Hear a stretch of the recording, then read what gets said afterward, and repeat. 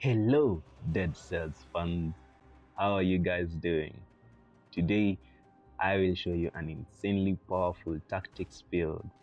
You already know the tactics scale highest in terms of damage amongst 3 stats. So with that in mind, you can guess that we are going to be dealing crazy amounts of damage. Without further ado, let's get to it. In today's build, we are going to take a look at the Gilded Yumi and the Hokuto's bow. These two bows combine for a catastrophic damage dealing duo. Now, I know Hokuto's bow was nerfed a bit, but it's still very useful. All you need to do is fire the Hokuto to mark the target and make them take more damage from all sources. Then, follow up with the Gilded Yumi. This guarantees a one-shot kill almost every time. Now, there are situations you'll need to use the Yumi first, just to create some spacing. The last thing you need is the Rampager or an Overnight all up in your face. Once you've got the spacing you desire, use the Hokuto, then the Yumi. Easy as ABC. There aren't any specific skills to go with this. It depends with your preference and playstyle. You can use the Wolf Trap and Heavy Turret if you want more crowd control. You can go with the Heavy Turret and Barnacle for extra secondary damage sources. But I decided to go with Tiny Slicer and Corrosive Cloud for the insane DOT, damage over time. Bleed and Poisoned status effect combined are just too effective in biomes and bosses combined.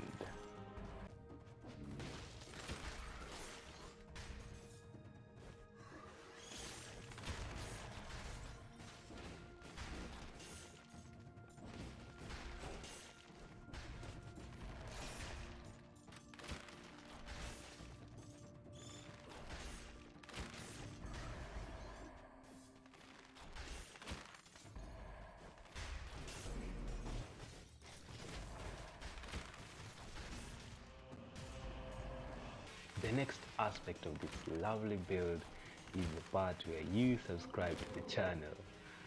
All your support and love is greatly appreciated.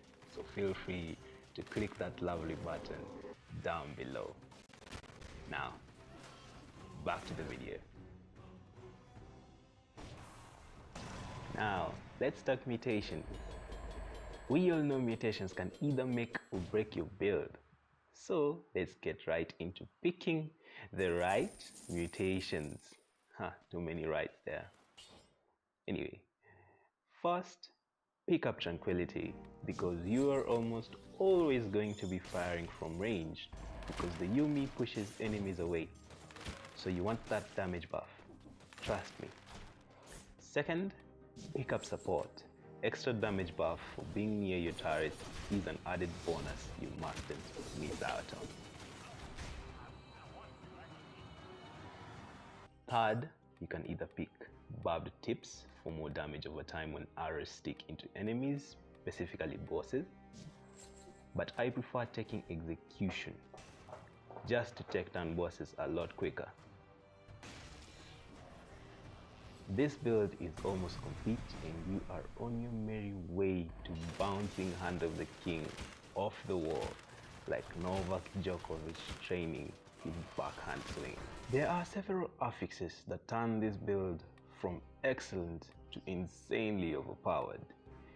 You can go for Burning Oil affix and have a primary weapon that does 100% damage on enemies covered in burning oil, and have one of your primary weapons either with shots leave trails of fire or anything that can ignite the burning oil left on enemies. Just don't take this if you're paying the lovely Mama Tika a visit, cause water, your fires will be extinguished immediately. Props to the devs for this detail. You can also go for 80% damage on poisoned enemies, or 60% on bleeding targets. I believe these two are self-explanatory.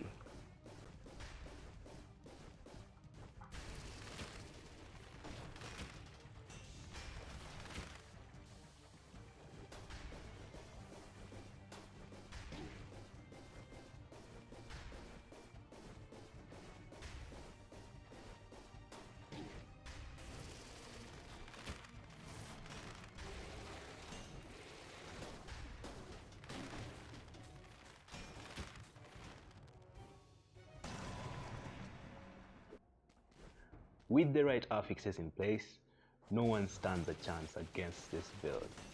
Just be conscious of your bow's ammunition, because you don't want to have an empty quiver without knowing. And no, the ammo mutation doesn't work on these bows. Too sad. If you can't get the arrows return affix, if you can get the arrows return affix on your skills, even better.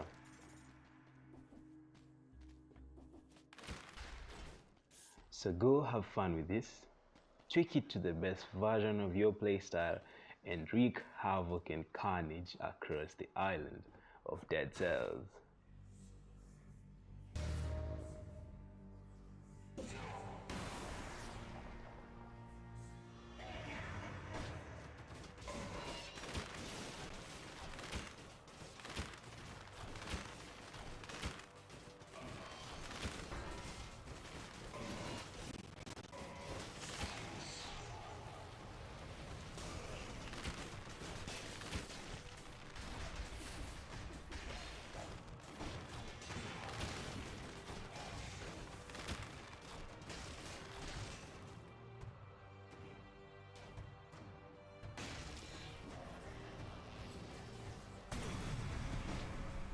So that's gonna be it for today, guys. If you've enjoyed the video, leave a like, comment, and subscribe to the channel.